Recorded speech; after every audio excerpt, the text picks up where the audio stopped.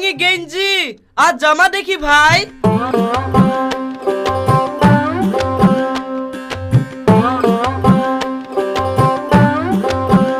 এ দেখো লেও ভাই।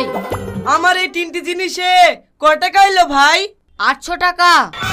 800 টাকা কিসে? জামাই 500 টাকা, লুঙ্গিতে 250 টাকা, আর ওই গেঞ্জিতে 50 টাকা। ওর চেয়ে তো আমার বিলে বেশি উঠলো। আমারও 200 টাকার মধ্যে কিছু হবে না। হবে না কেনে? তুমিও তোমার বোন মতন একটা নাইটি লিলাও। এই কথাটা তুমি খারাপ বলুনি। তাহলে আমাকে একটা ভালো দেখি রংচঙি নাইটি দিয়ে দাও।